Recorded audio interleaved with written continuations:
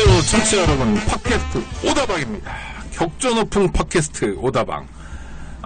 매주 찾아뵙지 못하고 2주 만에 찾아뵙습니다. 정말 죄송합니다. 기다리셨던 분들이 그래도 좀 계시는데 2주 만에 찾아뵙기 때문에 오늘도 특별한 순서를 모셨습니다.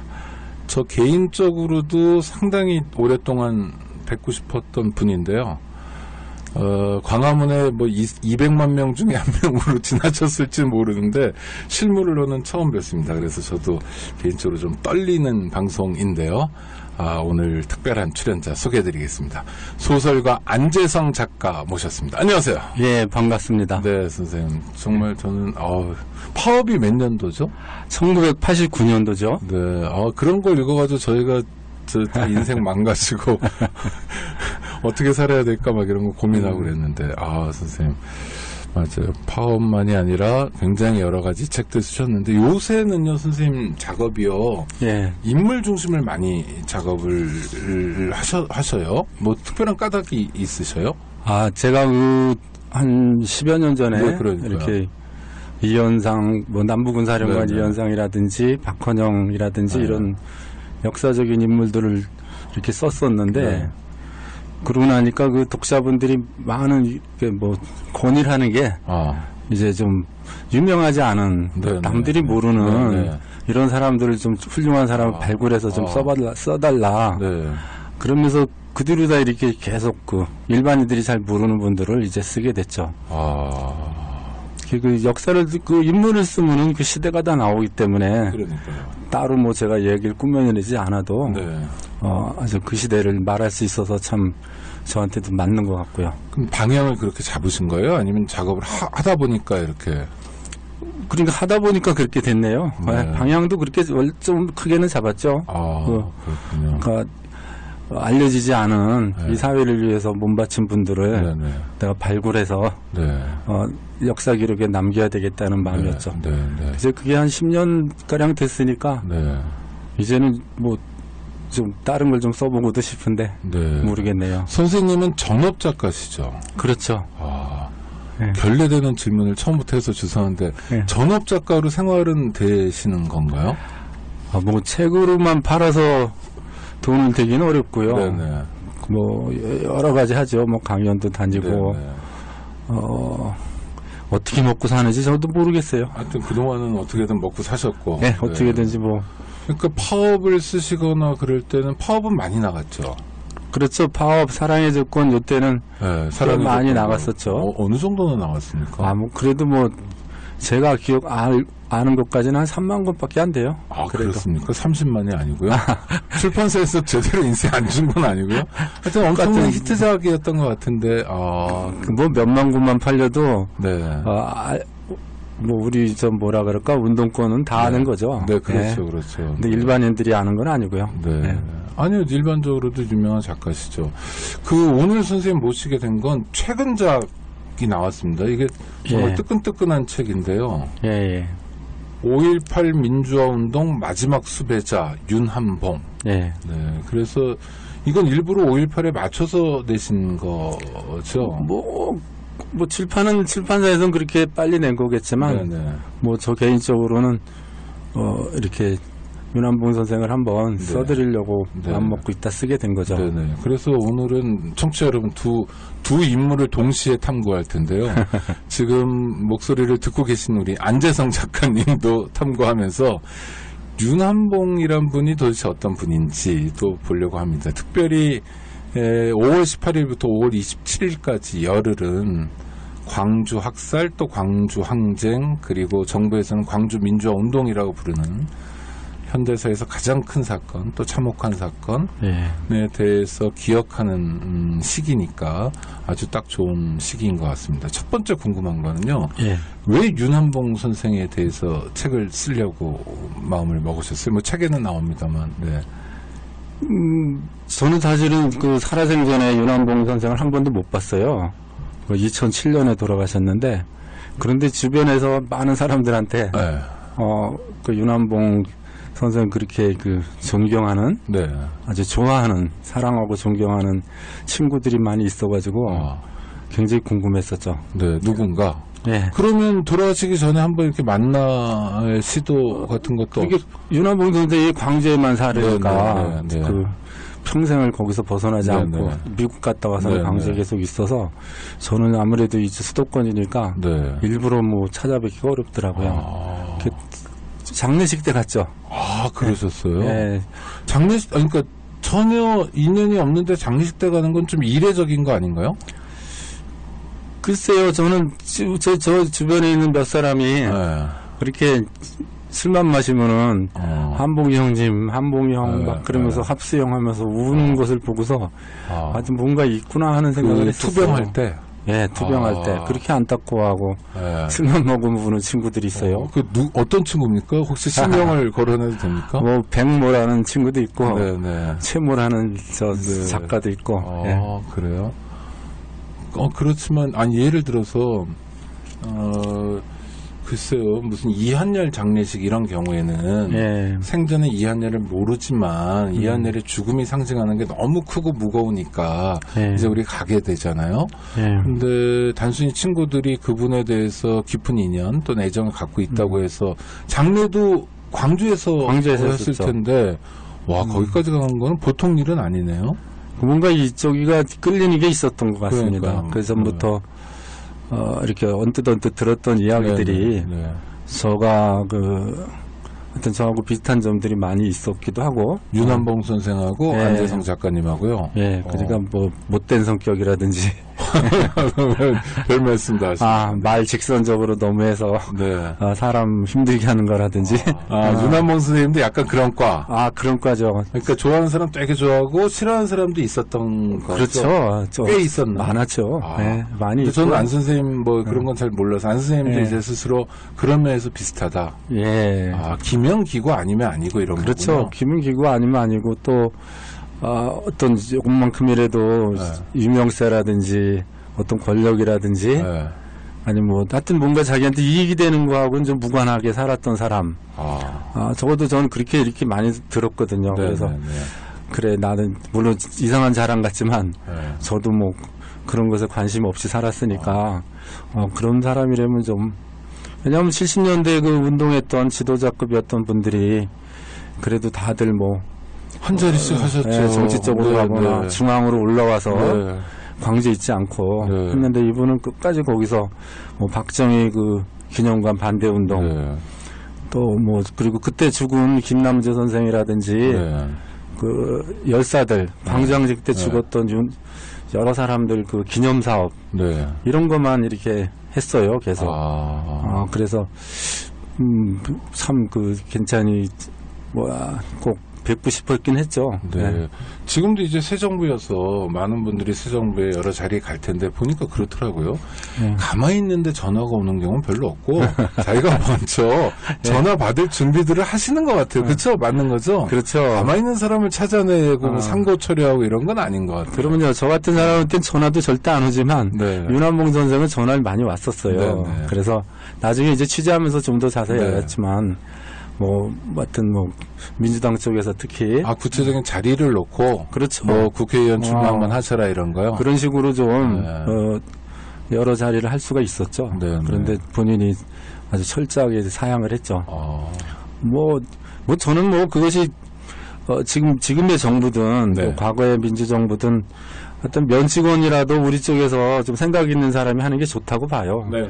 그걸 가지고 뭐라 그러는 건 아니고 그럼에도 불구하고 그냥 그런 거 안 하고 평생 그냥 그 자기의 그 소신껏 또 자기 그 이름 없이 자기 일을 하는 사람 또 더 존경스러운 거죠. 저도 안 선생님처럼 기왕 누군가가 해야 될 자리라면 훨씬 더 민주적 쪽에서 해야죠. 네. 저희 식으로 표현하면 인권 의식이 있는 분들이 그럼요. 맡아주는 게 맞다고 생각하지만 한결같이 그렇다면 저희가 결국 그런 정치적 보상이나 경제적 보상을 위해서 운동한 것처럼 그렇죠. 그리고 그렇게 여기는 분들도 많잖아요. 많이 있어요. 특히 이제 그 유명한 홍준표 씨 같은 경우에 좌파가 말이야 이제 우린 다 태워 죽이고 이럴 거다. 그 비아냥인데 그런 비아냥 앞에서 그래도 2017년 5월에 우리는 안재성 작가님을 통해서 윤한봉이라는 인물이 있었다. 이분이 빨리 돌아가시긴 몇 년생이시죠? 윤한봉 1948년생이니까 48년생. 네. 나이로 치면은 이제 만 60세밖에 안 되죠. 48년 70. 그러니까 우리 나이로 69세. 아니 그러니까 지금 나이가 아니고 이제 돌아가실 때 2007년에 돌아가셨죠? 2007년. 2007년이니까 만 60세라고 보면 되겠죠. 우리로 그러니까 59세죠. 그것밖에 안 된 거죠. 만으로 치면. 우리 나이로 60이면 젊은 나이죠. 사실. 젊은 나이죠. 병으로 돌아가신. 그 이렇게 폐기종. 그 분이 이렇게 그 미국으로 망명하면서 배 밑창에서 아주 담배를 너무 많이 펴가지고 그때 아마 원래도 몸이 약했고 그때 아마 많이 저기했던 것 같아요. 그래서 망명생활 내내 이렇게 폐가 안 좋았는데 이렇게 돌아와서 이렇게 돌아가셨죠. 그러니까 48년생이면 대학 입학 학번으로는 흔히 6, 7학번 원래는 그 정도 돼야 되는데 윤한봉 선생은 이렇게 군대를 먼저 갔다 와가지고 재수하다가 군대 갔다 오고 이런 우여곡절이 있어서 좀 늦게 들어갔죠. 70년 70년 초반 7학번 그렇죠. 이렇게. 근데 저 5.18의 마지막 수배자인데 정권 입장에서는 윤한봉이란 사람이 되게 중요했던 것 같아요. 그랬죠. 그런 말씀을 하시는데 근데 실제로 5월 항쟁 과정에서 윤한봉의 역할은 별로 없었던 거잖아요. 없었어요. 그래서 약간 신기하기도 하고, 물론 이런 궁금증은 우리 청취자 여러분들이 책을 사시면 다 풀리는데, 저는 약간, 이게 그 전에 광주 운동권인 학생 운동의 지도자였고, 또 책 내용에 보면 그런 대목이 나오더라고요. 전두환 일당이 광주에서 일을 벌일 가능성이 있다, 유혈 사태를. 그러니까 우린 좀 준비해야 된다. 이런 건 상당히 놀라운 예견이잖아요. 그렇죠. 유일하게 혼자서 그런 얘기를 했죠. 서울이나 광주나 할 것 없이 유일하게? 서울에서도 물론 저도 그때 학생운동을 했지만 쿠데타를 할 것이다라고 다들 얘기를 했어요. 사실은 우리가 몰랐지만 쿠데타가 됐죠 이미. 그렇죠. 전면됐고 또 정면화된다라고 얘기를 해서 그랬는데 그것이 광주에서 이제 터질 것이다라고 윤한봉 선생 자신도 아주 구체적인 무슨 근거 갖고 한 얘기가 아니고 부산 마산에서 계속 터졌는데 이제 거기는 이제 잠들었잖아요. 그렇죠. 작년에 터졌으니까 79년도에. 그러니까 이제는 광주다. 이런 얘기를 계속 실제로 했죠. 준비하자고 했는데 이미 늦은 거죠. 뭐 준비를 어떻게 하겠어요? 뭐가 있어야 준비를 하죠. 뭐가 있어야죠. 그러니까 일종의 대비라도. 그렇게 예언도 하시고 그리고 이게 정말 무의미한 무참한 학살로만 끝나면 안 된다 뭐 이런 준비였던 것 같아요. 그래도 최소한 그 준비를 하자고 준비 모임을 했던 사람들이 광장운동은 그 시민 지도부가 됐죠. 다 박관현, 윤상현 이런 사람들이 시민 정상영.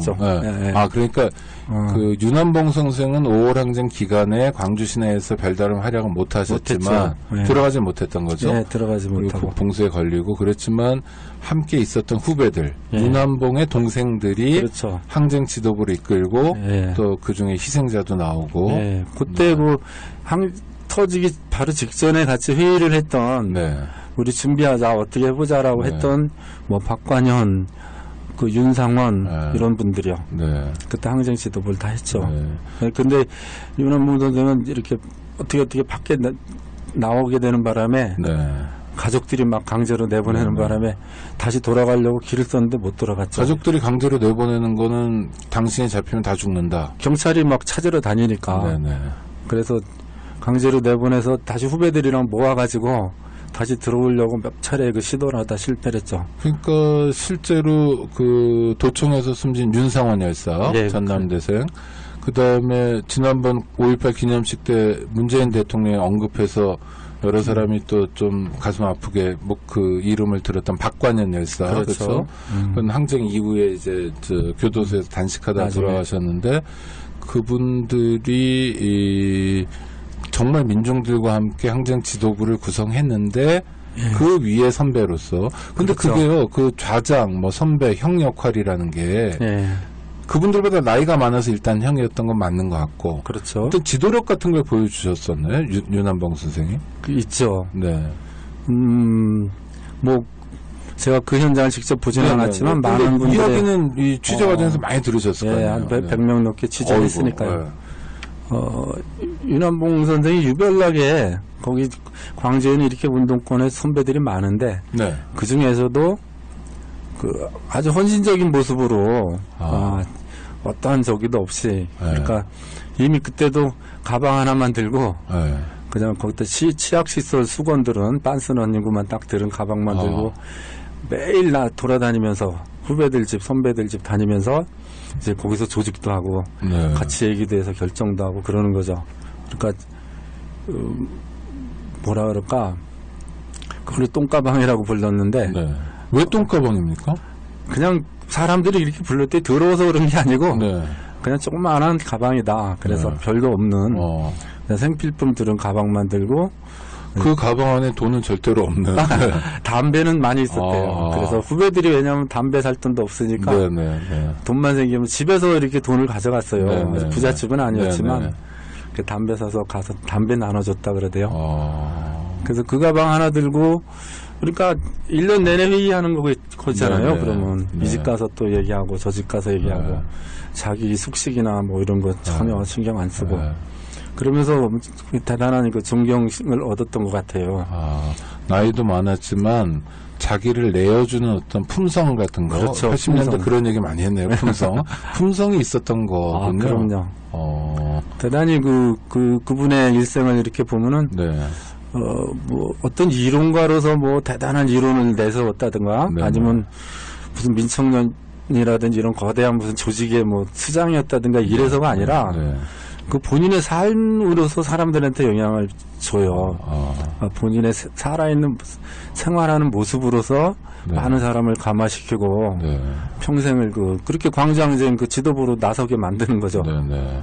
그런데 그래서 광주라는 비극적 사건을 만나서 하여튼 그렇게 되긴 하지만 어떤 사람이 굉장히 좋은 품성으로 후배들한테 잘해주는 거는 물론 그건 되게 훌륭하고 본받을만 하지만 운동 차원에서는 너무 수공업적인 건 아닌가요? 뭐 약간 삐딱한 질문이라 죄송합니다만 그럴 수도 있겠죠. 근데 어떻게 보셨어요? 이렇게 쭉 윤한봉 선생 주변 분들을 만나면서 뭐 수공업적이라고 할 수도 있겠죠. 그런데 그 당시 운동이라는 게 뭐 그렇게 80년대 이전 얘기잖아요. 지금 무슨 거대한 단체가 있던 것도 아니고 광주가 운동이 뭐 그렇게 크게 발달한 데도 아니었고 그때는요. 항쟁 이전에는 그러니까 그 정말 빤한 사람들 속에 많이 봐야 한 100명, 200명 되는 광주 시내 전체 학생 운동하는 사람 다 모여라 하면 100명, 200명. 모르겠어요. 더 있었겠지만 제가 봐서는 그 정도였을 것 같은데요.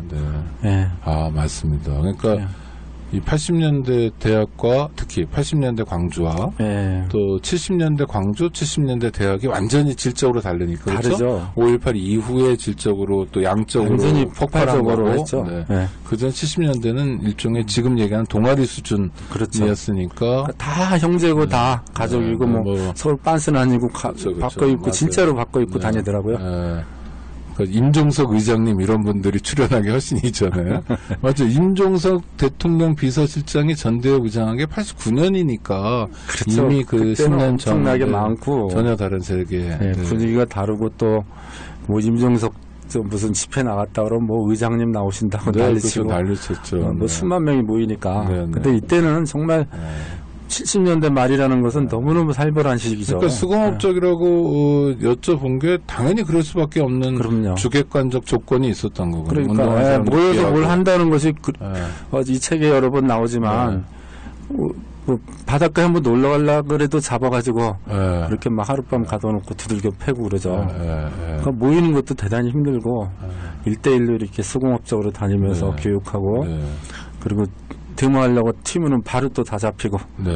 그 살벌한 때죠. 요즘에 이런 시대하고 비교를 할 수 없죠. 그렇죠. 저희가 99년부터 지금 멀쩡하게 건물 앞에 간판 걸어놓고 이렇게 인권 운동을 하는데 이거는 다 그분들 덕분이죠. 그럼요. 70년대 시작했고 광주항쟁의 결과죠. 네.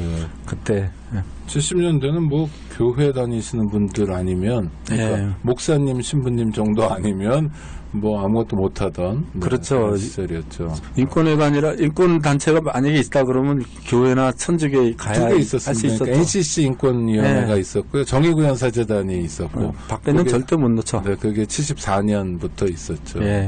그게 둘밖에 없었죠. 그런 시절에 갔구에서 후배들에게 가마를 주면서 그게 이제 전두환과의 정면 대결로 그렇죠. 갔고, 항쟁에 참여하지 못했으나 윤한봉 선생의 동생들은 그냥 동지보단 동생에 가까운 이런 분들은 다 참여했고 또 희생되기도 했고. 그리고 항쟁에 뭐 아주 안 참여했던 건 아니에요. 그 항쟁이라는 것이 열흘을 두고 봤을 때 그렇죠. 처음에 3, 4일을 전혀 지도부 없이 막 이렇게 헤맬 때가 그렇죠. 있어요. 네. 그때는 이제 윤한봉 선생도 거기서 했죠. 같이 돌 던지고 밤새고 싸우는데 이제 지도부를 구성하지 못한 채로 그냥 식구들한테 밀려서 끌려 나왔는데 이제 돌아가려고 했을 때는 못 돌아가고 있을 때는 이제 이미 봉쇄되고 바리케이드 쳐지고 윤상원, 박간현 이런 분들이 이제 시민위원회를 이제 접수를 했죠. 그것도 먼저 만든 것이 아니고. 아무튼 그런 과정이 있었어요. 그래서 전혀 안 했던 건 아니고 아주 처음에 사람 막 죽을 때 많이 싸웠죠. 그러나 그 책에도 나오지만 윤한봉 선생이 의도한 대로는 하지 못했고 저는 그럴 때 마음이 좀 전해지는데 저 이제 아주 가까운 후배들 정말 뭐 속옷까지 서로 나눠 입는다고 옛날에 참 더러웠네요. 그런 동생이 죽었잖아요. 항쟁 과정에. 그럼요. 그러면 특히 품성이 좋은 형이면 그 친형처럼 따르고 다 가족처럼 지내면 윤한봉이라는 사람 개인이 가져야 될 뭐 존재의 무게랄까 이런 거는 정말 측량하기 어려울 것 같은데요. 그것이 아마 윤한봉 선생의 일생을 규정해 준 것 같아요. 70년대부터 이미 그렇게 가방 하나 들고 다니긴 했지만 같이 하기로 했던 후배들이 다 여러 명이 죽고 나중에 뭐 나와서도 죽고 병으로도 죽고 하면서 그랬는데 그날 모였던 마지막 그 인원들이 근데 자기는 살아서 살아났다는 것, 안 죽었다는 것에 대한 평생의 가책을 갖고 그렇게 하다못해 그 많은 그 증언을 제가 들었는데 담배 하나도 똑바로 안 피고 꼭 쪼그려서 담배를 펴도 이렇게 혼자 있으면 쪼그려 앉아서 막 담배를 펴요. 그러면 그 사람들이 왜 여기서 이렇게 쪼그려 피냐 그러면 나는 서서 필 자격도 없다고 우리 후배들이 이렇게 죽었는데 나 혼자 살아서 이렇게 있다 그러면서 실제로 그 마음이 그렇죠. 그러니까 몸이 병들은 것 같아요.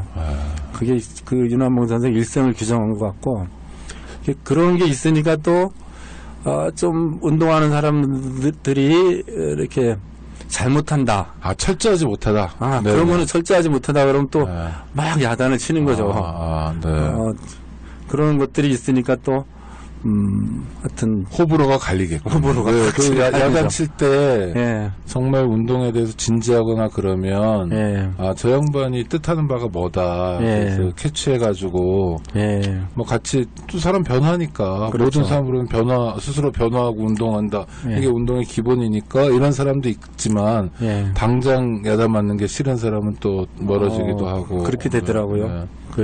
제가 윤한봉 선생하고 좋아하는 사람도 많이 녹음했지만 또 이렇게 운동하다 갈라선 분들도 이렇게 여러 번 만나거나 그분들의 글을 봤는데 뭐 제가 보기에는 윤한봉 선생의 지적 자체가 결코 틀리진 않았을 것 같아요. 언제든지. 근데 너무 직선적으로 그렇게 하고 또 자기 자신은 그런 말을 하기 위해서는 가장 도덕적으로 완벽해야 되잖아요. 그러니까 맞습니다. 생활이 너무 결벽증적으로 그냥 남 욕하는 게 쉬운 게 아닌 게요. 남 욕하려면 준비를 해야 돼요. 자기가 깨끗해야 남의 돈도 안 먹어야 되고. 진짜 검사해도 이렇게 검사할 수는 없을 것 같아요. 자기 여기 한국 와가지고도 12평짜리 임대 아파트 살면서 아주 제일 시장에서 싸구려 중고도 입기도 하고 그리고 내복 몇 개 사놓은 게 이제 자기 전 재산이라고. 그리고 친구들이 이제 돈을 주잖아요. 돈 버는 분들이. 그러면 고스란히 쌓아놨다가 또 후배들 그 애들 대학교 가면 그냥 다 내주고 아이고. 예, 오기만 하면 돈을 주는 사람이죠. 네. 본인은 아무것도 없으면서 옷 한 번 좋은 옷 한 번 사지 않으면서. 그러니까 그 상당히 뭐랄까 도덕적인 운동가의 전형인데 그렇죠. 전형적으로. 예전에 저는 그 이부영 씨 잡혀갈 때 예. 정교조 이부영 말고 나중에 정치했던 예. 그때 이부영 씨가 잡혀간 다음에 어디 숨어 있었냐 그러니까 이돈명 변호사님 집에 숨어 있었다고 거짓말 하잖아요. 예. 원래는 고용구 변호사 집인데 예. 이부영 씨 친구의 아버지 연배도 이렇게 차이 나는데 예. 그래서 저 이돈명 변호사가 구속이 됩니다. 86년에. 예. 그러니까 이돈명 변호사 같은 사람은 전두환이 구속 못할 거다라고 생각했는데 그랬었어. 네, 근데 구속해버린 거죠. 그때 고용구 변호사 얘기를 들었는데 나중에 이제 노무현 정권 때 국정원장 하신 분이죠. 겨울이었는데 한 번도 방에 불을 떼지 않고 살았다는 게 자기 선배가 자기 때문에. 뭐 그러니까 옛날에는요 운동에 그렇게 좀 예쁜 얘기들이 있는 것 같아요. 감동. 그래도 정말 지금 보면 어떤 면에서 윤한봉 선생이 우리 안재성 작가님 말씀하신 것처럼 쭈그려서 담배 피는 게 궁상이잖아요. 그렇죠. 뭐 그냥 일만 잘하고 또는 뭐 어떤 면에서 이렇게 하면 되지 뭐 담배까지도 담배 끊지 차라리 아니 합리적이면 그럴 수도 있는데 그렇죠. 그 합리적이지도 않고 네. 뭔가 이렇게 그러나 도덕적 부활할까 뭐 이런 건 계속 견지하려고 하고 도덕적 수준은 이런 운동가의 모습이군요. 지사적인 면모가 강한 거죠. 네. 네. 그런 면에서 어떻게 보면 되게 멋있는 사람. 저는 뭐 단언하는데 제가 그 아까 얘기한 대로 이렇게 옛날에 있었던 저명한 분들 말고 아직까지 살아있거나 근방에 돌아가신 무명의 뭐 윤한봉 선생은 무명만은 아니었지만 그렇죠. 일반대중이 모르는 글들을 많이 써봤는데 제 개인적으로는 윤한봉 선생한테 완전히 빠져버렸었어요. 그러세요? 빠지고 있어요 지금도. 빠지고 가장 좋고 마음에 막 그거는 제가 알 것 같아요. 그 선생님 닮아서 그런 거 아니에요? 네?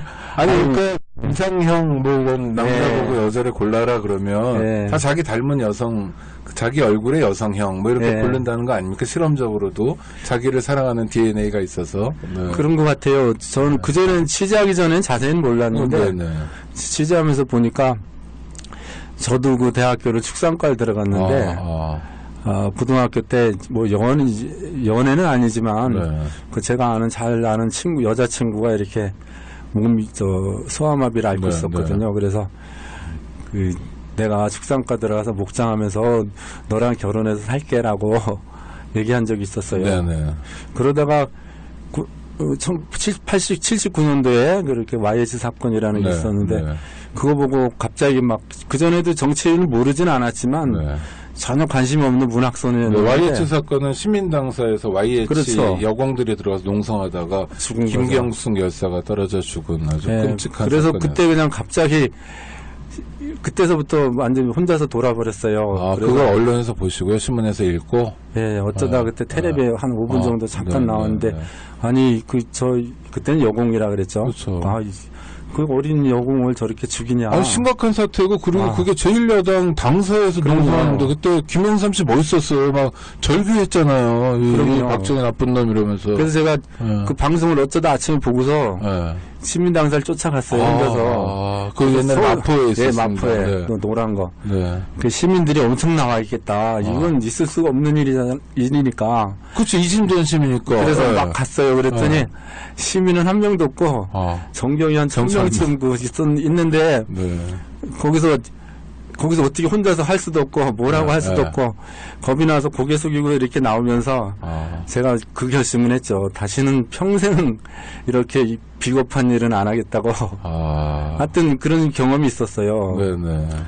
그러면서 이제 운동을 했는데, 윤한봉 선생도 참 비슷한, 어려서부터 꿈이 목장을 하면서, 이렇게 안 못 보는 여성이 있으면 몸이 불편한 여성이 있으면 내가 돌보면서 목장하겠다고 생각하고 살다가 갑자기 저기가 한 거죠. 폄하하는 게 아니라 그러니까 약간 낭만적 인도주의 뭐 이런 것 당연히 일단 고등학생 수준에서 생각할 만한 저랑 똑같더라고요. 그래서 그 목장 낭만적이죠. 그래서 목장에서 목장길 따라 밤길 걸을 때잖아요. 그래서 윤한봉 선생은 전남대 축산과에 갔고 저는 그 강원대 축산과를 갔죠. 5년 차이밖에 안 나요. 실제로 운동을 하게 된 거는 나이로는 차이가 많지만 그래서 하다가 그분도 이제 74년도에 그 저길 보고 민청학년 긴급조치. 그 전에 하여튼 유신헌법. 72년. 계속 사건이 많은데, 그런 걸 보면서 이제 어느 날 갑자기 공부하던 책에다가 연필을 팍 꽂고, 나 이제 공부 안 한다. 아니, 이 세상에 이런 세상을 바꾸지 않으면 어떡하냐고 운동을 시작했죠. 그래서 그래도 윤한봉 선생님 공부는 했었군요. 공부하던 책에 연필을 꽂았으니까. 저는 책 꽂을 책이 없었는데. 공부 아주 굉장히 열심히 했더라고요. 아주 고지식한 그 사람이었는데 하루아침에 그냥 저기 한 거죠. 뭐 그 정치의식이 아주 없었다는 게 아니고 이제 결단을 한 거죠. 그렇죠. 결단한 거로 산다. 저도 그냥 하루아침에 바뀌어서 평생을 그러고 살았는데 뭐 그런 점도 참 저기고 운동가로서 활동할 때도 저는 윤한봉 선생은 따라갈 수는 없어요. 전혀 비교도 안 되고 저는 뭐 결혼도 하고 애도 낳고 다 이러고 살았으니까요.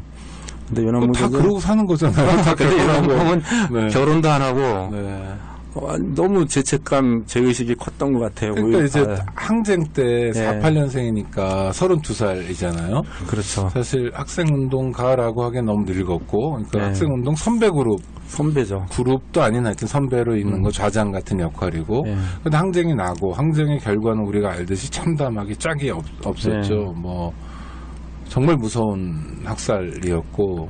왜냐면 80년 5월 이후에 물론 기독교에 관해서 김의기 서강대생에 한 거 있었지만 정말 누구도 아무 말도 못하던 그렇죠? 70년대 운동권 일부 있었지만 종교권에서도 바짝 걸어서 아무 말도 못하는 아무 말도 못했죠. 정말 무서운 그냥 잡아다가 때리고 죽이고 이런 그런 상황이었는데 저는 윤한봉 선생이 딱 눈에 들어온 건 미국으로 밀항을 하는 거예요. 그래서 물론 청취자 여러분 책을 보시면 내용이 자세히 나와 있고 참 이상한 암구어 얘기도 나오고 뭐 재밌게 이게 아주 워낙 우리 안재성 선생님 잘 써주셔서 재밌게 읽었습니다만은 그 밀항하기까지 1년 넘는 시간을 한국에 있었잖아요. 그게 어떻게 가능했나 이게 읽으면서 좀 의문이 생겼어요. 왜냐하면 1급 수배자였을 거 아닙니까? 그렇죠? 그렇죠. 그리고 그 윤한봉 씨를 당시에 검거한 경찰관이 있었다면 전두환 정권 폼으로 봐서는 1계급 아니라 2계급이라도 특진시켜주고 그거 가지고 또 이게 진짜로 폭도들이고 뭐 아직까지도 이 미친놈 죄송합니다. 방송 중에 미친 사람 중에 뭐 아니 미친 사람 중에가 아니죠. 저 자유한국당 대변인이 그랬으니까 뭐 북한군 뭐 개입설 이런 얘기를 아직까지도 미친 놈들이죠. 아니 들이죠 들. 놈 하나가 아니라 그 정준길이라고 자유한국당 대변인이거든요. 검사 출신. 그놈이 저 서울대 법학과 86학번 그분이 정준길 씨가 학생운동을 했던 사람이에요. 그러니까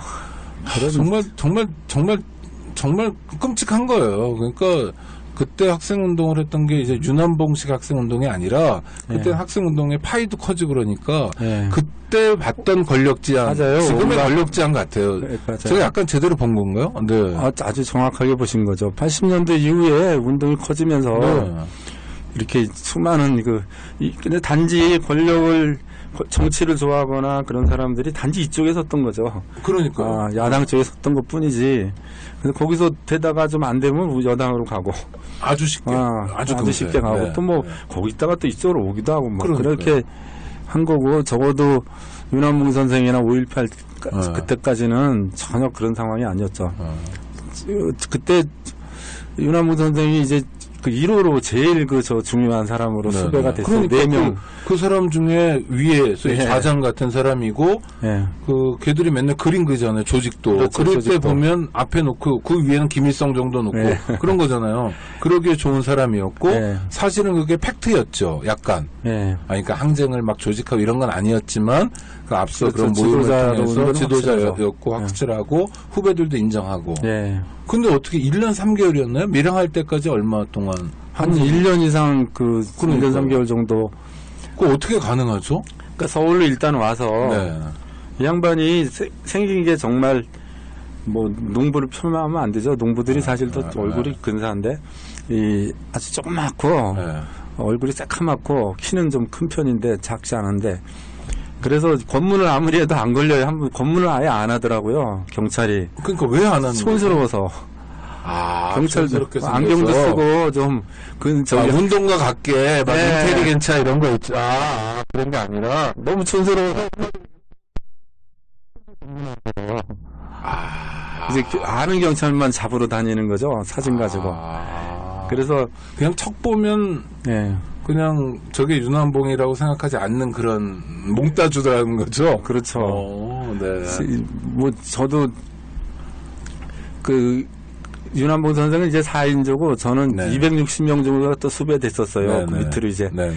저기들이. 네. 근데 저도 그 중에 한 명이었는데 그래서 한동안 도망 다니고 있는데 가는 데마다 검문을 받았어요. 네. 저만 해도. 네. 근데 윤한봉 선생은 검문 안 받았어요. 저는 이제 학생증 친구 거 이제 가짜로 네, 오려가지고 네. 사진 그때는 그게 가능한 네. 시절이라. 안 선생님은 그렇게 생기셨어요. 근데 그렇게 잡혔어요. 저도 맨날. 창피한 얘기인데 제가 네. 예전에 막 검문 많이 할 때 예. 저는 그냥 지나가는데 예. 경찰관들이 검문해서 걸리는 경우가 많았는데 제가 경찰처럼 생겨서 그런가. 네. 그래서 안 걸렸다. 그리고 도와주신 분들도 꽤 많죠. 명단이 엄청 나오던데요. 많아요. 네. 윤정모 선생. 네, 곱비 쓰시고 나중에 그러셨죠. 예, 그 양반이 특히 고생하셨고 네. 애쓰셨고 뭐 여러분이 계시죠. 네. 그래서 그런데 이제 윤한봉 선생이 미국으로 망명하려고 했던 게 아니고 네네. 그 당시 이제 윤한봉이 안 잡히니까 그 전두환이가 이제 그 조직표를 새로 만들어 가지고 정동련이 그 지휘부고 네. 뭐 이렇다는 식으로 이렇게 짰어요. 정동련 씨는 그 전에 동교동에 가서 김대중 씨를 만나서 만났다는 그 김대중하고 같이 엮으려고. 네. 그렇게 싸서 이미 다 수사를 해버렸는데 윤한봉이 잡히면 이제 처음부터 다시 수사를 해야 되고 하여튼 복잡한 일이 많았다고요. 관료니까.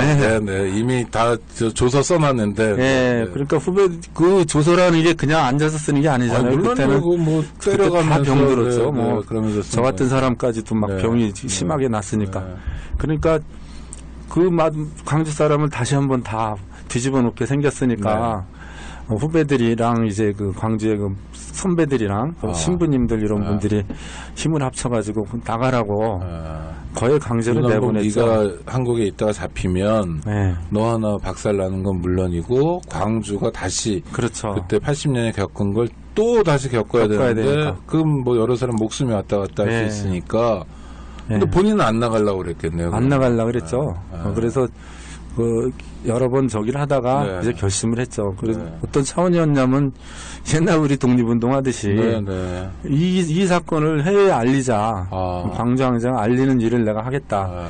그러고서 이제 결정을 해서 나간 거죠. 맞아요. 그 우당 이회영 선생이나 다 그렇죠. 다 밖으로 나가셨기에 우리가 그만큼이라도 보고 그러셨군요. 그래서 배를 그 화물선을 화물선 의무실에 타고 37일이요? 식사는 안 하고 담배만 딥다 피는 그 밥을 바깥고 그러면 이제 밀양이니까 거기 도와준 그 두 분이 계시는데 후배들이 있는데 그 후배들이 들통날까봐 밥 절대 거부하고 냄새 난다고 그 저기 뭐 땅콩이랑 뭐 이렇게 좀 해준 거 멸치 이런 것만 씹으면서 화장실에서 그건 무척 더운 데인데 남태평양 이렇게 지나가는 노선인데 그렇게 37일을 버텼죠. 그거보다 좀 재미있다고 그러면 죄송하지만 식빵을 하루에 한 조각만 먹으면서 버틸려고 그랬는데 이틀 만에 곰팡이가 썰어가지고 다 너무 아까워서. 안녕하세요. 오창익입니다. 인권연대는 정부나 기업의 지원을 사양하고 오로지 시민의 참여로만 운영하는 100% 순도의 민간 인권단체입니다. 1999년 창립 이래 한눈 팔지 않고 오로지 인권운동에만 매진해 왔습니다. 인권연대 회원으로 참여해주세요. 인권연대 회원이 늘어나면 그만큼 인권연대의 활동도 풍부해지고 활발해집니다. 인권연대 회원 가입은 인권연대 홈페이지를 참고해주세요. 감사합니다. 그런 경험이 없으셔서 그런 거죠. 그래서 예. 미국에 가서 처음에는 예. 가명을 쓰면서 이제 활동을 하시고 그렇죠. 그러다가 그때도 뭐 진짜 여러분들이 많이 예. 도와줘가지고 이제 유남봉이라는 이름을 찾고 그리고 이제 활동을 하고 저는 어디서부터 기억하냐면 한청년 유남봉부터 기억합니다. 예. 그래서 새로운 뭐 청년들의 조직도 만들고 운동 조직을 만들어 나가고 그것도 이제 예전에 70년대 광주에서 하듯이 그런 방식으로 하셨다는 거죠. 하나하나 찾아가고 가방 하나 들고. 그렇죠. 가방 하나 들고 미국은 엄청 크잖아요. 네, 그렇죠. 우리랑 전혀 다른데 그 한국인이 극소수고 전국 미국 전역에 한 60만밖에 없을 텐데 그중에 젊은 학생은 더 적잖아요. 그랬을 때 가방 하나 들고 그 미국 모든 도시를 다니면서 그중에도 그냥 새로운 사람도 있지만 이렇게 그래도 광주항쟁을 보고서 충격받은 젊은이들 그래서 본인들끼리 이렇게 모임을 갖기도 하고 공부를 하기도 했던 분들이 있었어요. 그 사람들 만나서 뭐 짧으면 며칠 길면은 막 몇 달씩 집중 학습하고 유남봉이 공부를 참 잘했던 분이라 아주 그냥 치밀한 사람이더라고요. 그래서 뭐 강연 한번 하려면 강의록이 정말 엄청난 자료를 보고 날짜 하나 무슨 단어 하나 안 틀리게 그렇게 몇 시간씩 강의를 뭐 길면 10시간씩 하더라고요. 듣는 사람은 어떻게 들어요? 10시간? 그럼 너무 재밌어요. 재밌대요. 저도 이제 녹음으로 들어봤는데 너무 재밌어요. 아주 정신이 쏙 빠지게 재밌어요. 10시간 되나요? 네. 왜 재밌는 2박 3일이 기본이죠. 뭐. 그러니까. 2박 3일. 비결이 뭐예요?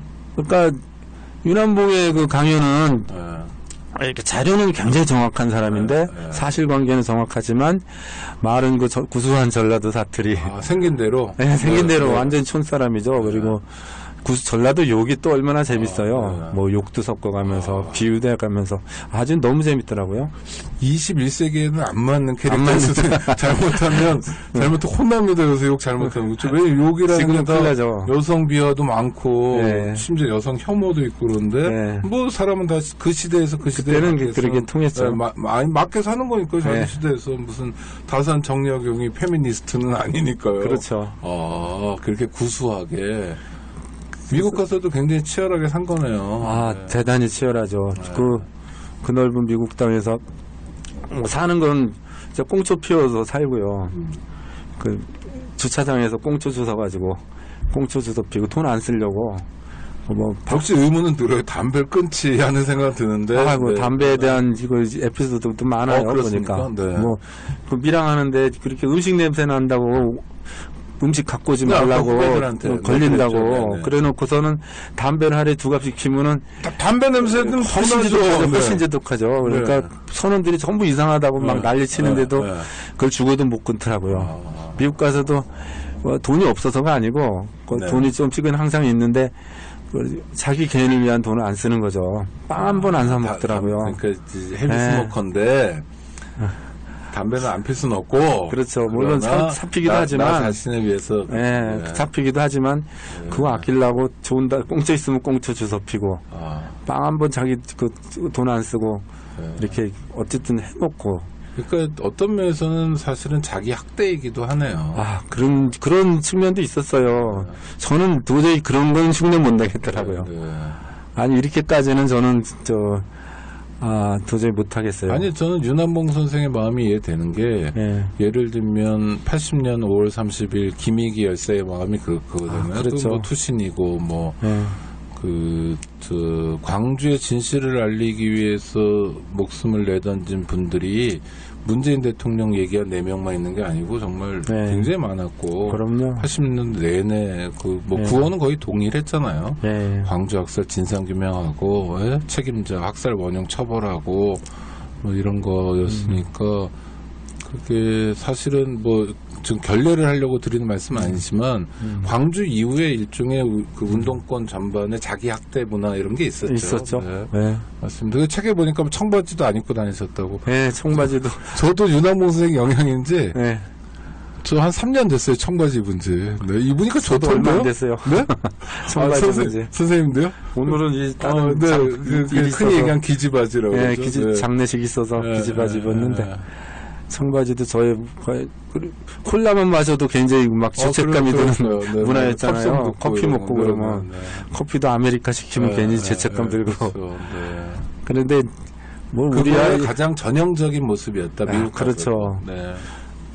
무슨 근데 윤한봉 선생이 뭐 가진 그 생각을 이렇게 보면은 뭐 그렇다 그래서 무슨 엄청난 반미주의자거나 아니면 무슨 사회주의자거나 뭐 아니면 뭐라 그럴까 말하면 친북주의 뭐 이런 것이 전혀 아니고.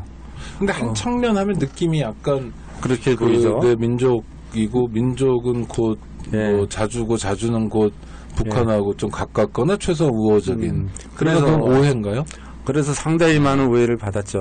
그런데 본인은 진짜 그냥 순수 민족주의적인 입장에서 그리고 특히 인도주의적인 입장이라고 저는 보고 싶어요. 왜냐하면 그 통일운동을 이렇게 하는 그 과정 보면 좀 다르죠. 북한 주민들이 어렵게 산다는 것 그런 것을 굉장히 저기하게 생각했던 것 같아요. 안타까워. 네, 안타까워하고 그 미국 와서도 이렇게 윤한봉을 통일운동가로 규정하는 분들이 많은데 그래서 잘 몰라서 그런 거고.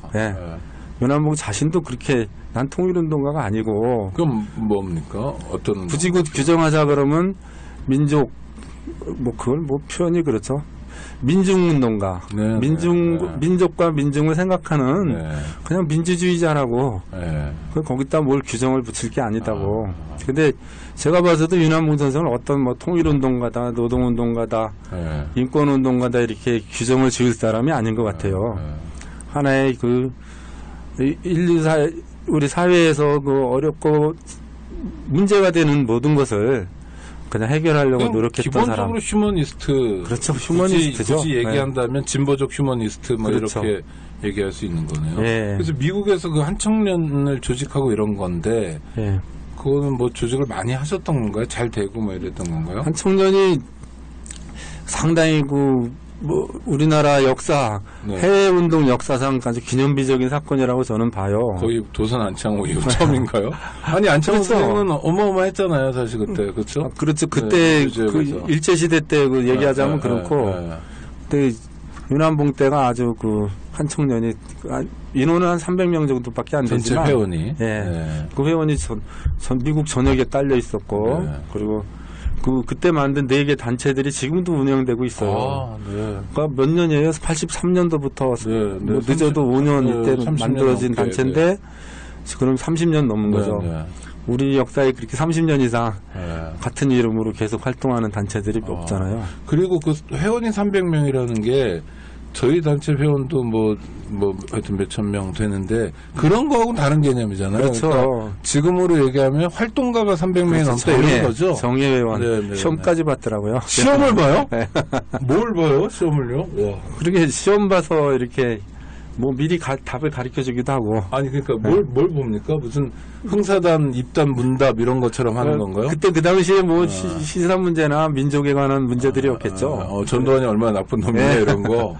그래서 일단 아주 정예 회원들이고 활동가죠. 아니 그러니까 저희는 활동가가 누가 된다면 반갑고 고맙고 특히 이영만리에서 자원도 부족한데 그리고 각자 자기 삶이 고단할 거 아니에요. 소수자로서 삶이. 그럼요. 그렇죠. 뭐 주류 사회도 아니고 그러니까 누가 와주면 고마운데 시험까지 봤다니까 그건 참 거부가 대단히. 한 청년의 300명은 지금 이렇게 활동비를 뭐 지급하는 300명이 아니고 지가 돈 써가면서 자기 돈 자기가 가서 노동해가면서 한 청년 회원하려면 1년에 몇백만 원씩 돈을 내야 돼요. 거꾸로.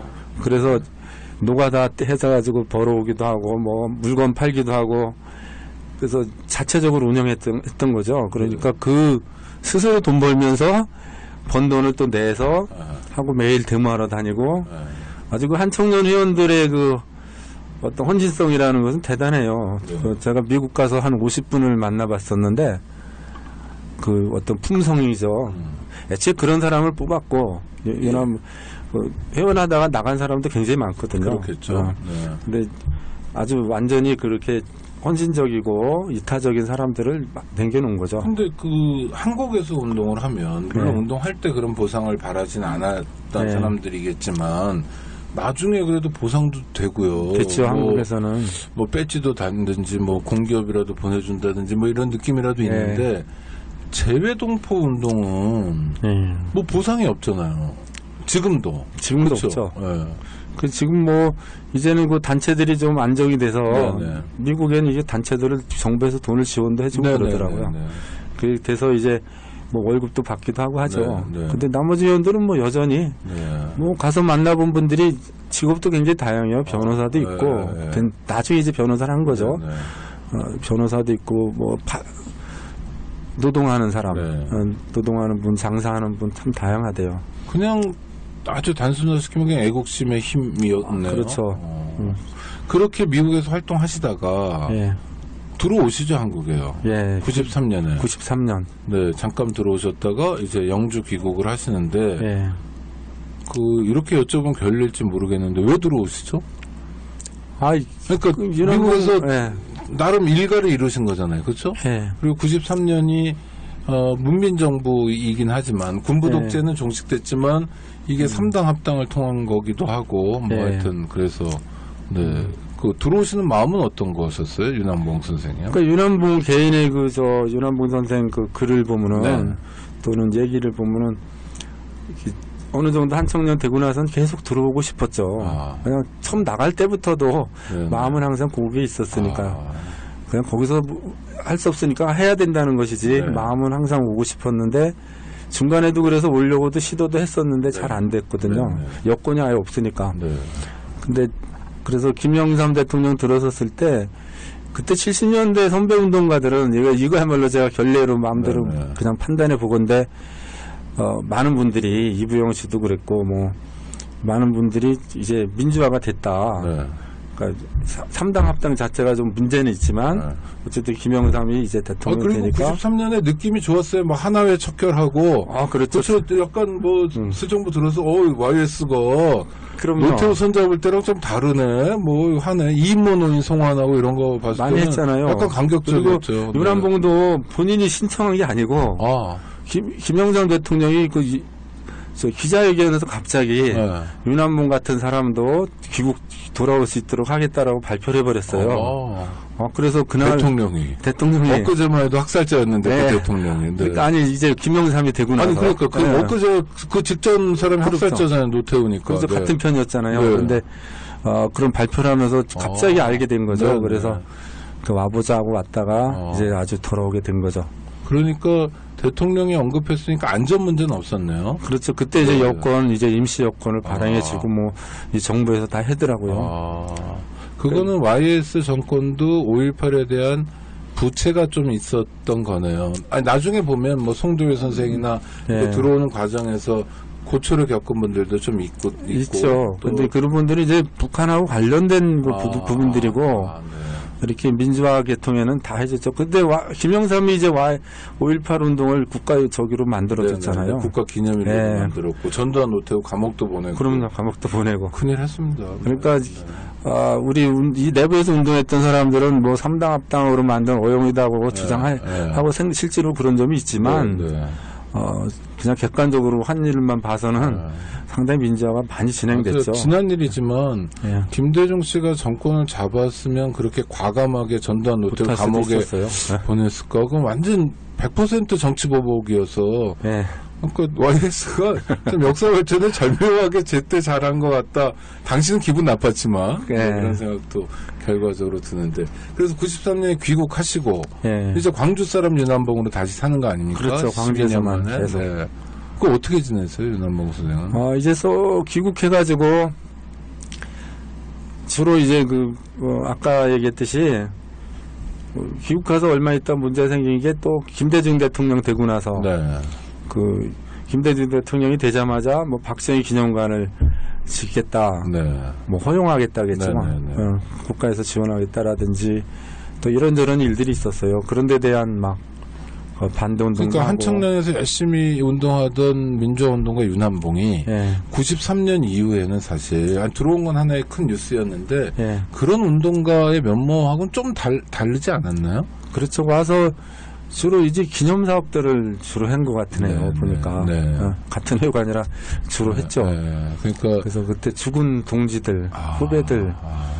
그래서 가만 생각 지금 제가 정리가 되네요. 오히려 얘기하다 보니까 그 마음에 그 상처를 입었던 그 자기 평생 죄책감을 가졌던 그 후배들에 대한 기념 사업들. 그러니까 그 열사들, 일곱 열사가 이제 죽었다고 했는데 그분들 그 장학 사업도 하고 김영철, 뭐 김남주 이런 분들 저기도 하고 주로 그런 일 하고 이제 현대문화연구소라 그래서 이렇게 그리고 그분이 또 하나 하는 것은 이제 광주 항쟁의 의미를 이제 좀 알리려고 무척 애를 썼어요. 아니 그러니까 미국에서의 활동도 광주항쟁의 의미를 알리기 위한 거였으나 그렇게 전면적이고 막 이런 거하고는 달리 돌아온 윤한봉 선생은 조금 이렇게 뭐랄까 자기의 활동이랄까 이런 걸 축소시키는 느낌 같은 게 좀 들잖아요. 확실히 있죠. 네, 그거는 어떤 뭐 변화가 있으신 건가요? 아니면 그 스스로 이렇게 선택하신 건데 역시 부채감으로 설명이 되는 건가요? 그 부채감보다는 뭐라 그럴까요? 제가 그때 윤한봉 선생을 좀 알면은 좋았을 텐데 나름대로 그냥 광주에서 차분히 저기 하고 있으면서 그 5.18이 왜 그 위대한 싸움이었나 그것을 국내 사람들한테 오히려 알리는 일을 하려고 했었던 것 같습니다. 자기 윤한봉 선생이. 아니 그러면 그것도 뭐 5.18 관련해서 재단 같은 것도 그렇죠. 재단을 그러니까 만드는 거죠 우선. 네, 만들면 또 그게 좋은 의미도 있지만 또 고용 창출도 있을 수 있고 삐딱하게 말씀드려서 죄송합니다만 또 광주 전남 전북도 그 파장 안에 있습니다만 그런 거 아닙니까? 사실 지난 대선까지도 우리가 봤잖아요. 이렇게 굉장히 좀 호남표를 향한 그 호남인들의 그 가슴 속에 있는 5.18이랑 응어리 이런 것을 정치적으로 활용하려는 태도, 물론 좋은 태도도 있지만 또 다분히 활용으로 보이는 것도 있잖아요. 이런 데서 윤한봉이랑 가장 유명한 광주항쟁 관련자가 뭔가 이렇게 그렇죠. 근데 그런 흔적은 잘 안 보이고 이렇게 좀 자기 역할을 축소시키는 거 아닌가 이런 느낌이 드는데 윤한봉 선생이 귀국해서 귀국하자마자 제일 먼저 한 일이 광주 5.18 재단을 만드는 일이었어요. 그 전에 광주 단체들이 한 10개가 이렇게 난립돼 있었는데 지금도 5.18 단체들 많이 있죠. 그거를 이제 합쳐가지고 5.18 재단을 만드는 일을 윤한봉 선생이 거기다 좀 바쳤죠. 꽤 많은 시간을 처음에. 그래서 그거 만들고 그 다음에 이제 강연 다니면서 5.18이 대동 정신이 중요하다.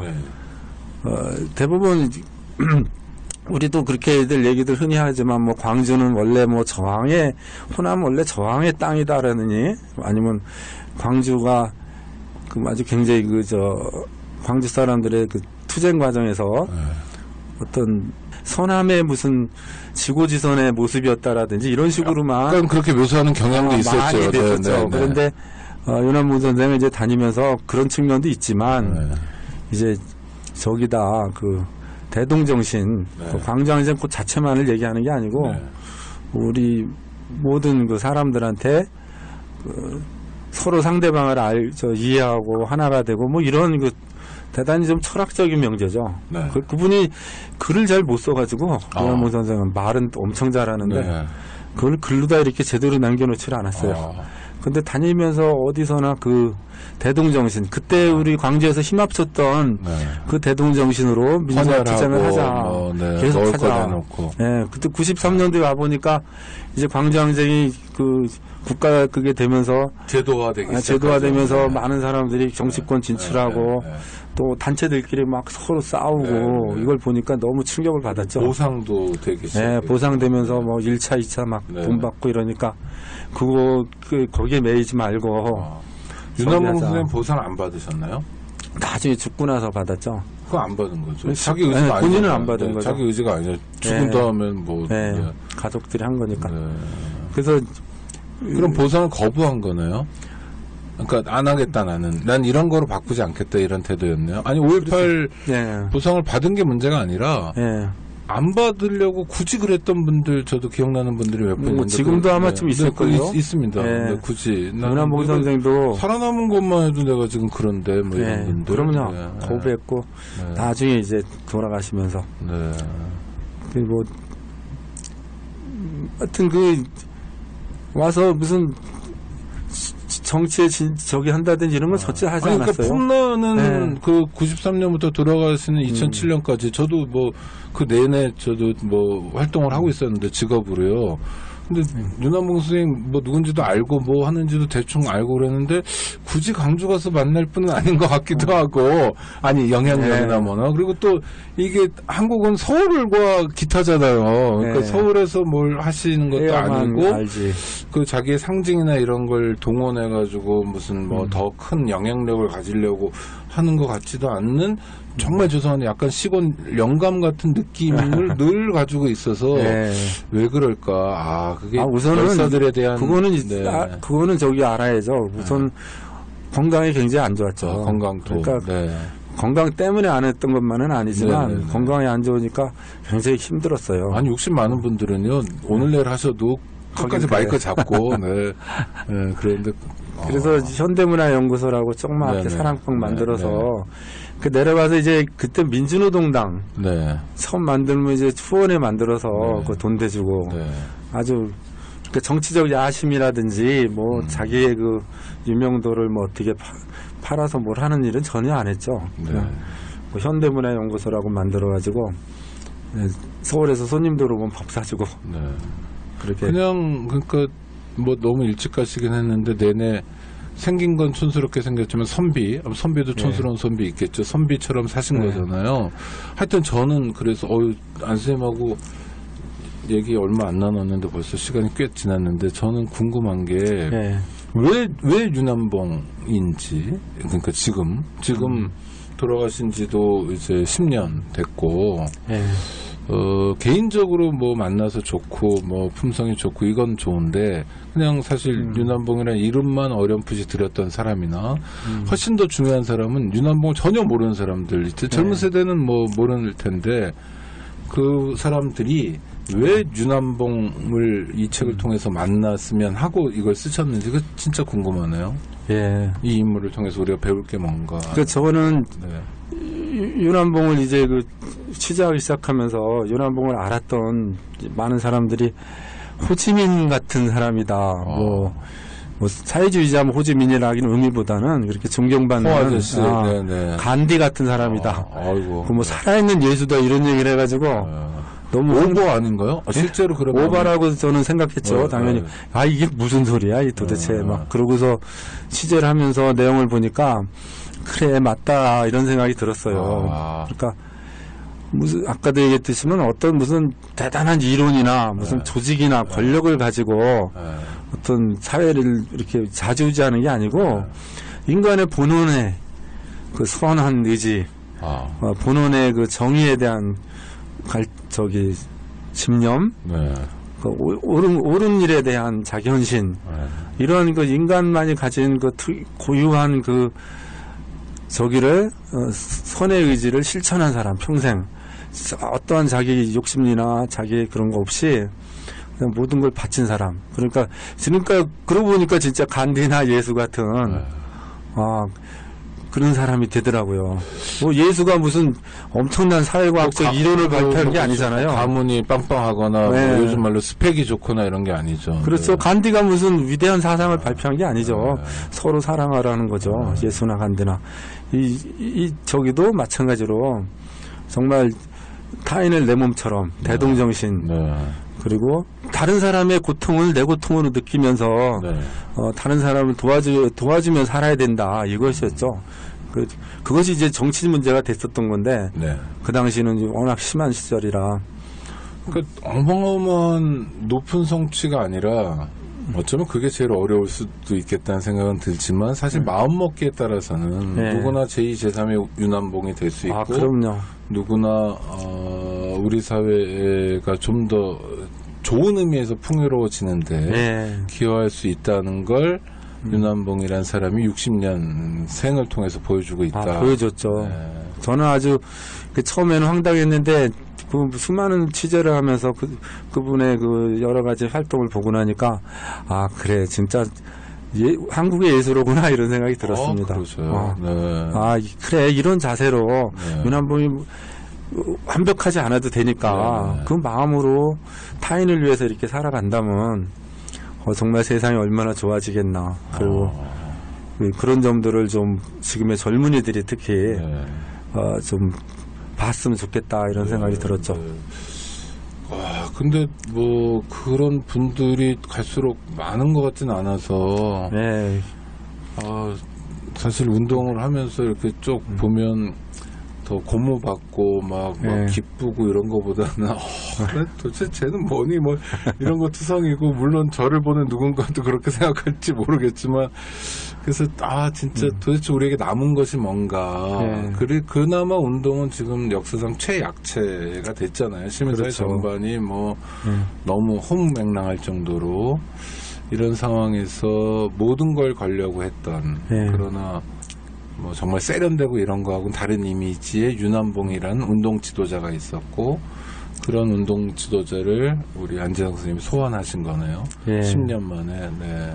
뭐 저한테는 개인적으로 그 윤한봉을 이렇게 쓰면서 많이 반성이 많이 됐어요. 네. 그래서 저를 위해서는 이제 백반위에는 잘 안 먹게 되고 근데 친구들 위해서는 그냥 그전에는 아껴 쓸 돈을 막 이렇게 쓰면서 많이 맛있는 걸 사주게 되더라고요. 그럼 한국의 간디가 또 나오시고. 옷은 비싼 옷 아니야. 이런 생각이 나요. 그래서 그걸 쓰면서, 이렇게 윤한봉을 보면서 배운 것이 있는데. 저는 안 선생님 겸손한 말씀을 하시는 것 같고, 원래 그런 분이죠. 근데, 원래 그런 분인지 제가 개인적으로 알지 못하나, 작품을 통해서 본 안재성 작가는 원래 그런 분이고, 사실, 많은 운동하는 분들이 그게 최고의 덕목이었죠. 그러니까 그렇죠. 자기는 뭐 최고의 옛날에 그냥 뭐 굶기도 하고 뭐 차비 떨어지면 걸어가기도 하면서 후배한테 택시비 통째로 다 주기도 하고 그 뭐 후배한테 어떤 영향력을 갖기 위해서 내가 쟤를 어떻게 하겠다는 게 아니고 진심으로 그냥 진심으로 그런 문화들이 있었고 정말 나누고 그게 이제 윤한봉 선생님 말씀하신 광주의 대동 정신인데. 그런 걸 어느 틈엔가 많이 놓쳤고요. 저희 단체 자랑은 아니고 저희 단체 연대사업비를 많이 쓰려고 합니다. 그냥 다른 단체랑 돈으로 나누는 거. 자본주의니까 제일 좋은 게 돈이거든요. 돈을 나누는 거.